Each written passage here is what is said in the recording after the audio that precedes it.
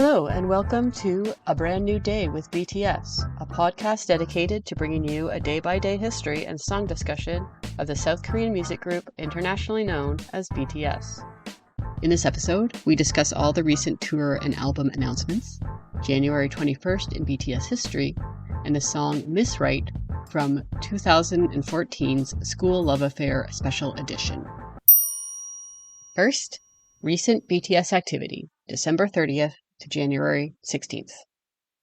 I feel like it's a small blessing that BTS themselves weren't as active since New Year's because, my goodness, has official news been dropping about the comeback and tour and the typical extremely short notice for ticket sales.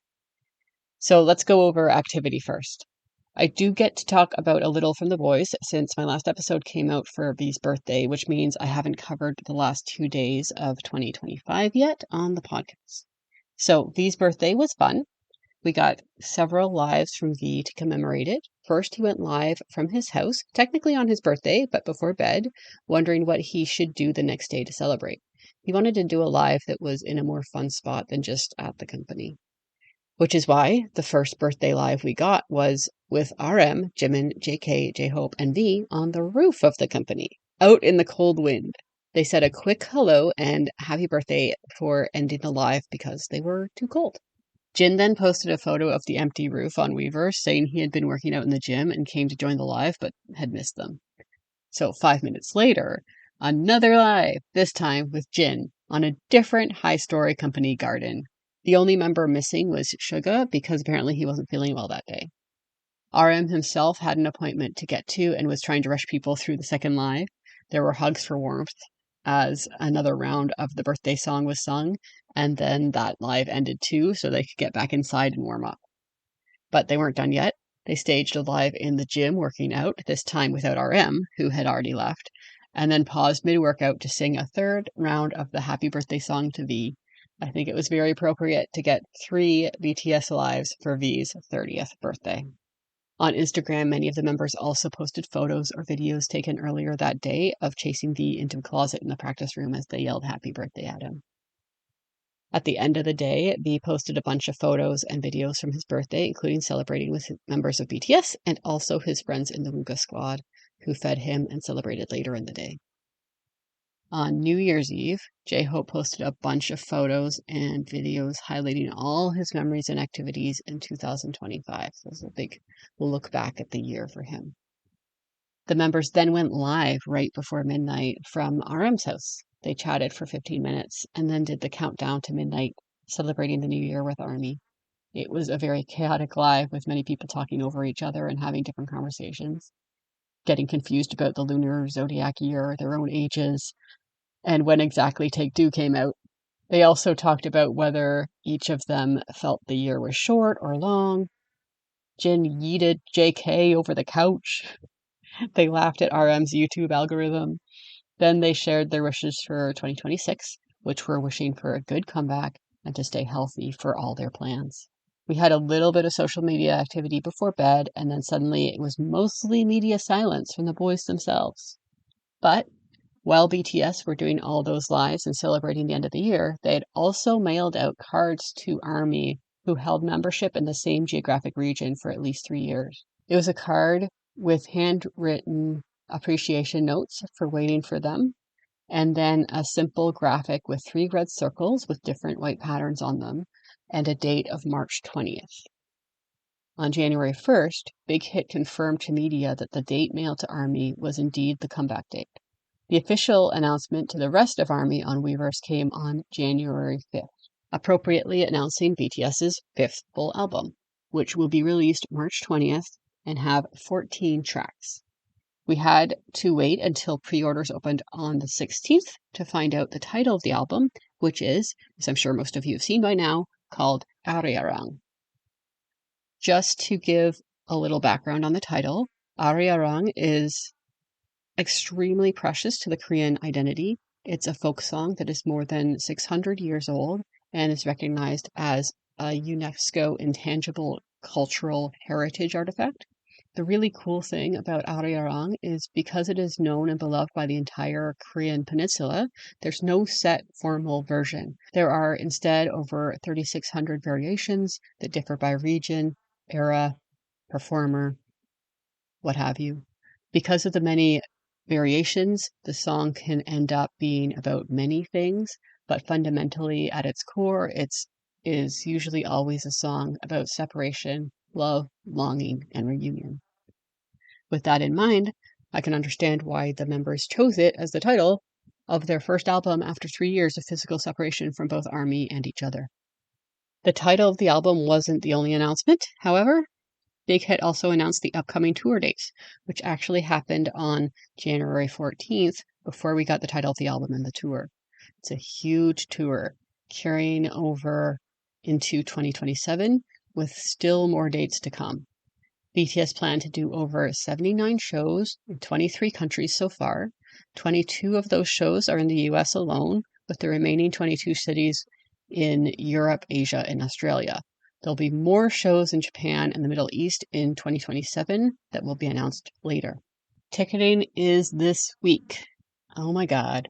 Some countries only have 2 dates, so depending on where you are, it might be a tough fight for those tickets. The show itself is going to be a 360-degree stage, which means it will be close to maximum seating capacity, and they're playing stadiums, so hopefully that allows a few more people a chance to get a ticket. My advice is to try to keep calm and don't lose hope. Even if you miss out on the pre-sale, there are sometimes more tickets released later on, or you can keep your eye on ARMY who are looking to sell. Aside from the official comeback and tour announcements, V had been sneaking into his Instagram to share photos from his GQ photo shoot, which of course look amazing. Jimin also has a Vogue photo shoot, and wow, I have a new favorite photo of him. And Jin was on Mary Claire looking ridiculously handsome, combined with Jungkook's December appearance on Rolling Stone, which I may have forgotten to mention last few episodes. The vocal line has been killing it on magazine covers, is my point. Once all the announcements had been made and the title of the album had been revealed, the members broke their social media silence by doing a live stream. They briefly explained their reasoning for choosing the title of the album and talked about how they decided the tour to be long with breaks between shows so that they could perform at their best condition at each show rather than running themselves into the ground like they usually do on tours. They still expect that they'll get sick on tour because that always happens, but the breaks will give them more time to recover when it happens. We also found out that it was Jungkook who helped design the album logo. He drew it among some other options while they were in LA working on the album, then sent it in his sketches to the company and they refined them. According to the boys, the 14 tracks that will be on the album were selected out of over 100 tracks that they made as options. Each member contributed to more than 10 songs each. They listened to them all and then selected the top 14 tracks to develop further into the album. They suspect they may use some of the rejected tracks for future solo projects, which would be amazing. I want to hear them all. Just release 100 tracks. Thank you. Social media seems to be open for use once again now that all the announcements have been made. And we got a lovely collection of photos from RM, including him playing the saxophone very well, I might add, as a fellow sax player. I may not have played for many years, but I still know my stuff, and he played it very well. Namjoon also posted a very lovely letter on Weverse. It's a delayed New Year's letter containing his thoughts on love, how he feels in this moment, and his favorite quote by the poet Rilke. Jimin and V also posted photos from their magazine cover shoots again, and I have to cut off the news there so that I can record the episode. This day in BTS history, January 21st. We're starting this week in 2014 because this day in 2013, when I usually start, is a mystery. January 21st, 2014. Jin tweets a selfie. That is all I know about this day in 2014. Is this day full of mystery? Did I choose a random day and discover a mysterious day where BTS doesn't do much? Let's continue through the years and find out. January 21st, 2015. It's the day before the Seoul Music Awards, and BTS are very active on Twitter. They post photos from the studio and the practice room. V and Jimin also get into a Twitter fight when V posts photos of him beating up Jimin's BTS monster doll, which, for those who might not know, were little character plushies that BTS made of themselves before BT21 or Tiny Tans were a thing. They were all a different styled monster. Anyway, after V beats up Jimin's representative doll, they have a back and forth on Twitter, which, since they use the same account, looks like one user having a fight with themselves. Jimin then posts a photo of him beating up V's picture on a monitor. V then tweets a hostage photo of Jimin's monster doll under threat from V's finger guns and demands Jimin come home.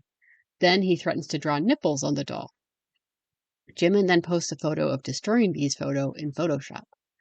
JK innocently posts a cute selfie in the midst of all this, and then everyone goes to sleep and the fight seems to be completely forgotten. Once everyone wakes up, it's back to posting photos from the content Now 2 that they recently did, and RM recommends Frank Ocean. January 21st, 2016. It's the Golden Disc Awards, which means you can watch BTS's night in the Bangtan Bomb at the 30th Golden Disc Awards 2016. Their social media is full of selfies and thanking ARMY for their support. They've just returned from Vietnam the day before and are about to leave for China the day after, so the boys are very booked and busy. January 21st, 2017. Another quiet day comparatively. RM tweet recommends Running Back by Wale, along with a clown emoji. Behind the scenes, BTS are gearing up for the You Never Walk Alone comeback. They recently finished filming both Spring Day and Not Today music videos, along with filming a block of Run BTS episodes, all setting themselves up to start the Wings tour as soon as the album drops. January 21st, 2018. As I mentioned, this time last year, January 2018 was a hard time for BTS. RM, J-Hope, and V all tweet photos taken from the Line Friends offices where they were recently likely working on more BT21 stuff. January 21st, 2019. Another mystery day, possibly a travel day. They had their last concert in Singapore on the 19th. It's also the day before the release of Song Request by Isora, which is an amazing song written by Tableau of Ebakai and featuring Suga, which I've talked about on this podcast before. January 21st, 2020. BTS are in Los Angeles in the lead up to the Grammys, where they'll be performing with Lil Nas X. On this day, V does a live from his hotel room.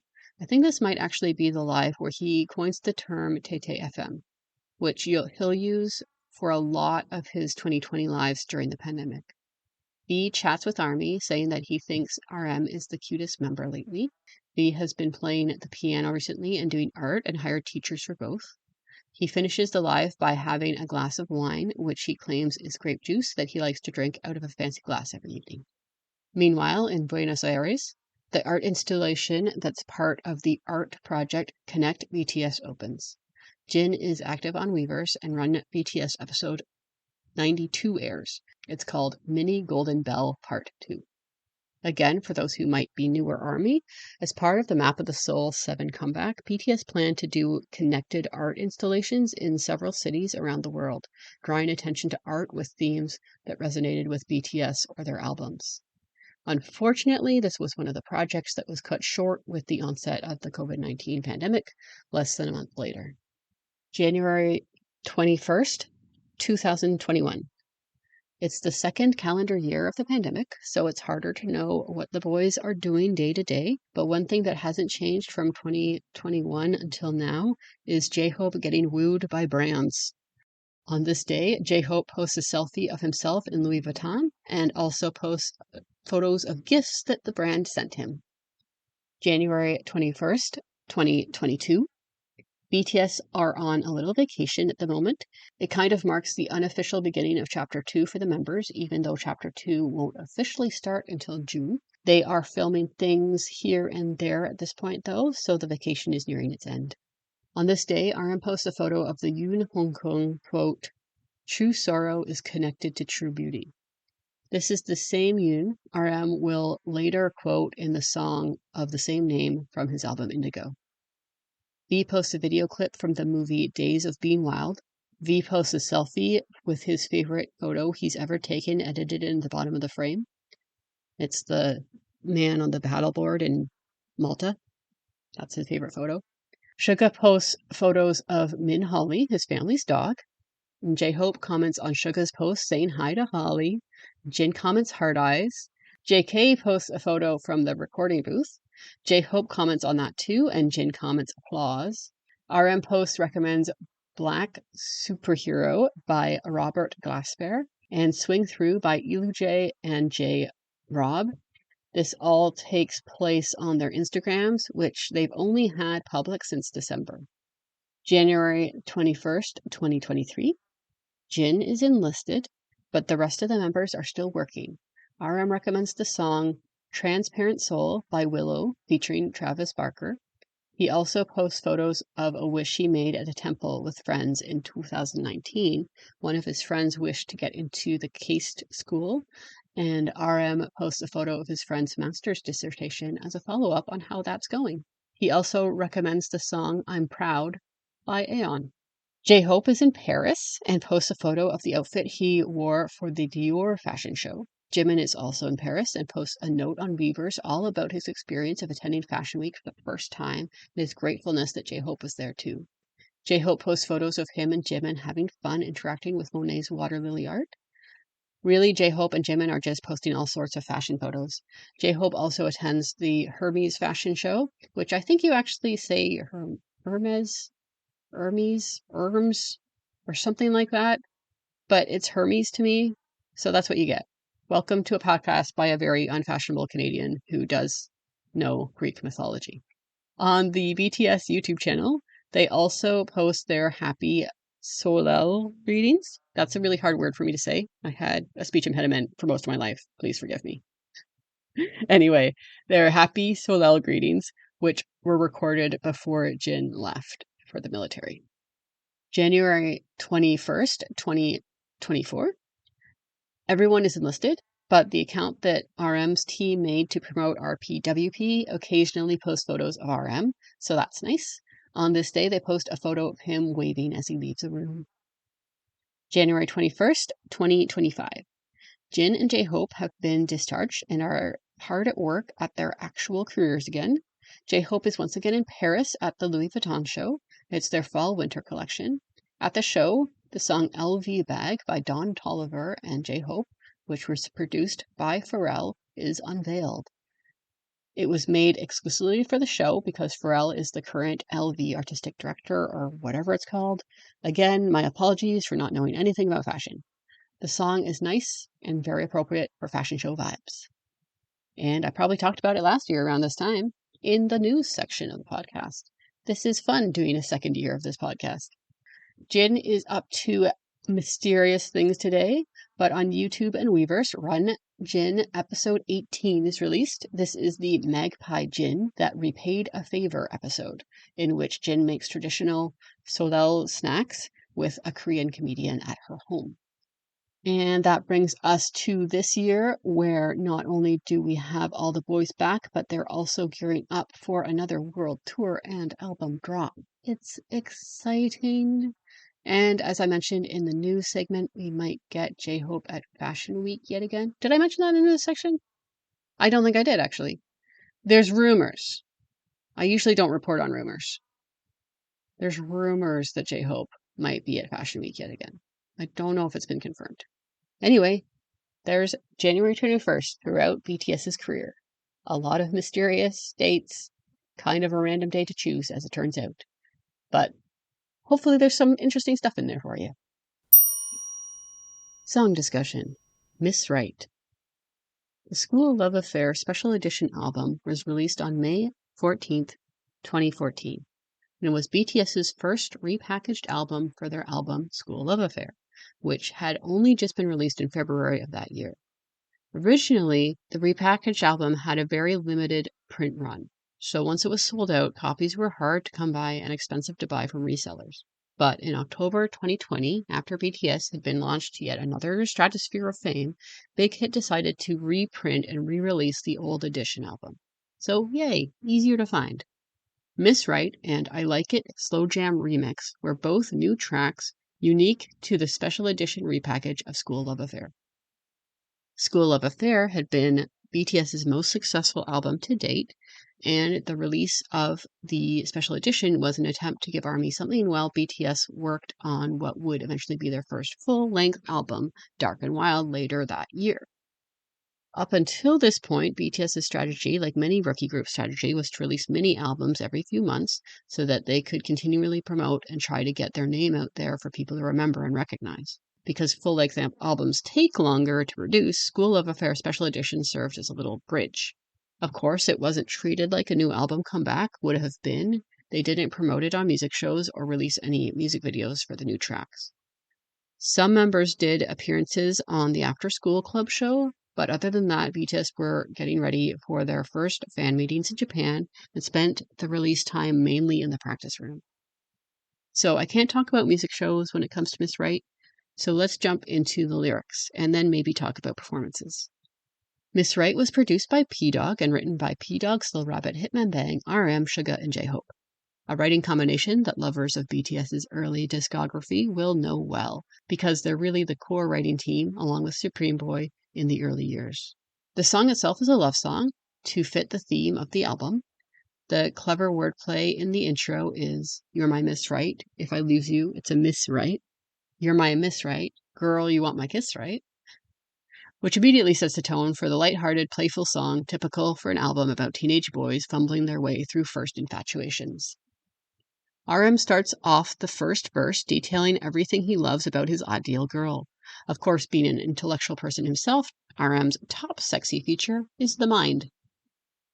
Your sexy mind and your sexy body, a woman born with even the brain wrinkles being sexy, every single one of them. From there, we get into more typical teenage boy physical desires. Yeah, denim shorts, white t-shirt, and Converse high that makes me want to party on your body. At the end of your silky smooth hair, your refreshing hip is singing. A forest like you shines inside the city, embracing my reality with your unrealistic body, and I want you to be really, really real for me. Those who know Namjoon's other very teenage crush song, Converse High, know that he has a particular love of simple, casual look on girls that Converse as a brand tends to lend itself to. It just amuses me that he's worked in a love for Converse shoes into not one, but two songs by BTS, one of which is entirely devoted to the subject. But I'll inevitably talk about that song another day, I'm sure. RM continues with the heterosexual male desire that turns me off the most, unfortunately. Sometimes like my mother, sometimes as my energy. Listen, if any guys or people who like women are listening to this, it's actually very rare that any woman wants to be your mother. You already have one of those, and if you don't, I'm sorry, but please don't look for one in a girlfriend or a wife. If you want someone to look after you like a mother, you are going to end up with a very miserable partner. Now, this isn't directed at RM. I'm sure in the years since 2014, when he was only 19, his taste in partners has matured and now knows that a relationship has to be an equal partnership in which both parties are supported as peers rather than any sort of parent-child dynamic. Like, if that's a kink of yours in the bedroom, have at it. I'm not about to kink shame. But it's definitely not for me. And I've known far too many miserable marriages that are caused by men wanting to replace their mothers. So this line just ends up being very triggering to me. And just a side note here, if you get defensive and think, but women do this with the whole daddy thing, the daddy thing is 100% a kink thing. And that's great for those people who love playing that way. But wanting your girlfriend to sometimes be your mother is 99% of the time not a kink thing. And that's why I hate it so much. Anyway, that's an example of a completely innocent lyric sending someone unreasonably around the bend due to personal trauma. I'm sure 95% of teen girls listening to this lyric wouldn't bat an eye. It's fine lyric. Don't get mad at me. I love RM. RM continues. Oh, I'm being honest. My enemy, who's so nice on the outside as well, that I can't relax for a moment. It must be because you're different from normal types out there that a woman like you is called the ideal type. Yeah, when I think of you, my heart keeps aching. Yeah, my winter sea, I want to walk on you. So he finishes off very poetically here, wanting a girl who keeps him on his toes and he finds thrilling to be around. The lines about being different from normal types play on the fact that ideal and abnormal are both spelled and said exactly the same in Korean. So Namjoon is saying that by definition, his ideal type has to be an abnormal person. The chorus kicks in with vocal lines saying that you're my only girl, you're the best to me. I want to know your day, I want to be your sigh. You're the kind of person that exists only in movies. They go on to ask if this ideal girl wants to walk with them and reiterate that she's like someone who could only exist in novels. Suga comes in for a second verse and, like a lesbian with a U-Haul, gets committed and domestic way too fast. But I absolutely love him for it. Suga wonders how such a perfect person can exist. You who's passing by me, a sweet wind called you blows in my mind. Though you don't really fancy yourself up, perhaps you'll put on a perfume called charm.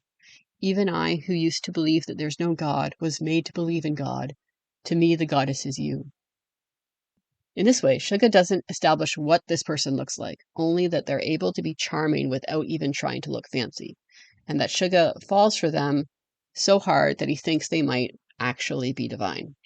He's not done yet, though. Suga continues to explain why he doesn't really have an ideal type. Whether or not you're young, old, or have a hidden child, I don't care because I love you. As long as I'm with you, everywhere is a garden with flowers in bloom. Rather than holding a designer bag, you hold my hand. And rather than getting jealous and envious, you understand my inner character. I picture our future with you, who's like that, a pair of kids' sneakers between our matching shoes. What Suga desires isn't tied to any one attribute, except that of understanding. Suga's ideal type is someone who loves and understands him on a fundamental level, and as long as that is present, and Suga feels it too, then age or circumstances doesn't matter. And if Suga does find that, then he's all in. You better be ready to be married with kids, or let him be your hidden child's stepfather, because that is what is happening. Also, we learned that Suga likes couple shoes. After repetition of the chorus, J-Hope covers the bridge, as is often his specialty in the early songs especially. Once again, he picks up on the last line of the chorus to enter his verse. In reference to the person who only exists in novels, J-Hope raps, "It feels like the heroine who shook my heart arrived right in front of me. It feels like I'm attracted like a magnet right now to you. Your life, your heart, your face, and your line. You're like a completed puzzle of my ideal type. Oh God, a wind that is led by the weather called you. You're a flower and I'm a bee, only going towards you all the time." It's very much the embodiment of attraction and infatuation when you can't help but want to be in that person's presence all the time. And just a side note, when he says heroine, he means like a female hero in a book. He does not mean the street drug. RM pops back in after in English to set the record straight now that he's listened to Suga and J-Hope by saying, "Yo, I told you many qualifications about my Miss Right, but why you're my Miss Right is you are just you." So forget everything he said about hair, sneakers, shorts, and how you should behave, and instead just be yourself, because fundamentally RM also just wants someone genuine. The vocal line then takes us out with a repetition of the chorus. Also, they kill it. I feel like with these early songs especially, we don't talk about the vocal line enough, but it's, if you listen, they're really doing gorgeous R&B harmonies everywhere. Speaking of gorgeous harmonies, I feel like the vocal line more shines in the song when you see it live. There are a couple of options on YouTube, as BTS sang the song at concerts in 2014 and 2015, so that's Red Bullet Tour and BTS Begins concerts for sure. As this was before BTS had their dedicated fan songs, they often used Miss Right as their fan song, communicating the message that ARMY was their Miss Right. Now, you could argue that this plays into the old K-pop trope of the band trying to establish a relationship with their fans in which they're seen as a romantic interest in order to gain romantic relationship style loyalty.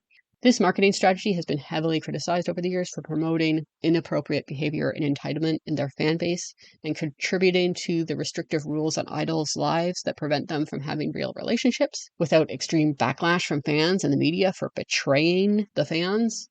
That's the problem with promoting a parasocial relationship based on romantic monogamy. On the one hand, it encourages fans not to cheat on you, and therefore they support you above other groups. But on the other hand, that goes both ways, and any actual relationship you have is seen as and felt as cheating on the fans. In recent years, many labels and idols have pushed back against this strategy, instead reminding fans that they need to find fulfillment outside of their fan activities and love for the band, and that the idol is happy to be their friend, but that's where that parasocial relationship starts and ends.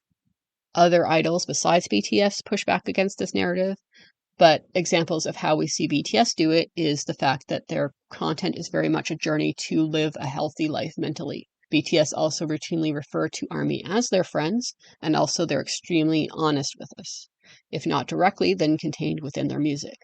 But even a recent example of an ex-girlfriend of Jimin's who was trying to use old videos and photos of him for clout and attention was thwarted by Big Hit basically releasing a statement that said, yeah, they did it like one time and it didn't go anywhere, what of it? Because Jimin is in fact a normal person, and 99% of ARMY did not care. The 1% who did might have been loud, but were largely viewed as unhinged by the 90% of ARMY who only cared in so much as they didn't want Jimin's personal life exposed against his wishes.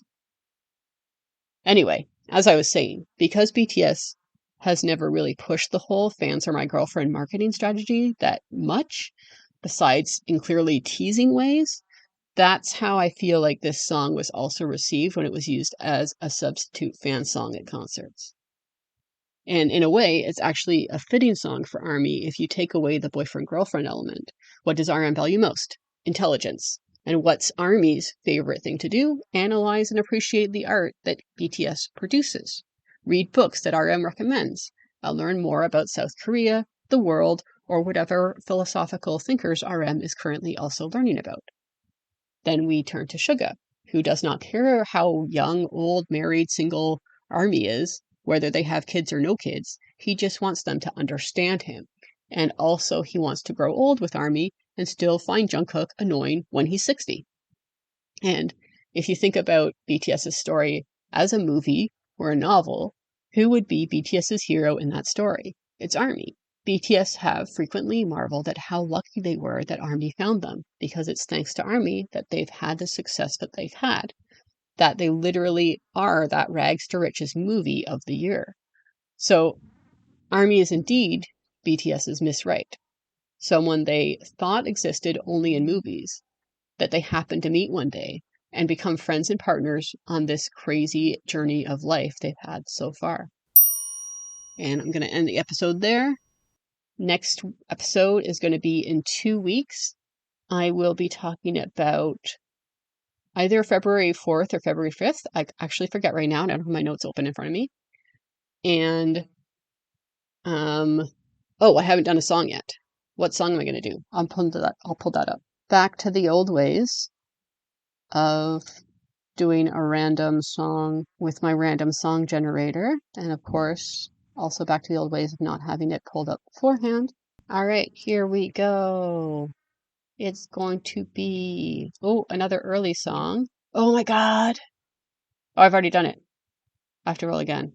It was Butterfly, but I did that in episode 32. I love that song so much. Oh my God. I'd do it again, but I already did it. Okay, I already did it, so I have to roll again. Hold on. It's going to be, okay, a later song. Oh, it's going to be On.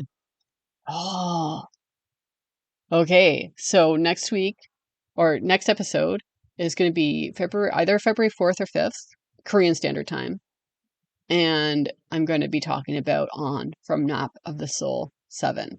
Oh, I'm excited about that. Okay, cool. Thank you so much for listening. Peace out. And that brings us to the end of this week's episode. If you'd like to discuss this episode, or next week's song, or have a say in what song gets chosen in the future, you can find me on Patreon and Ko-fi at A Brand New Day Pod. You can also find me on Blue Sky at A Brand New Day Pod, or you can email me at abrandnewdaypod@gmail.com. Thank you. Have a good day.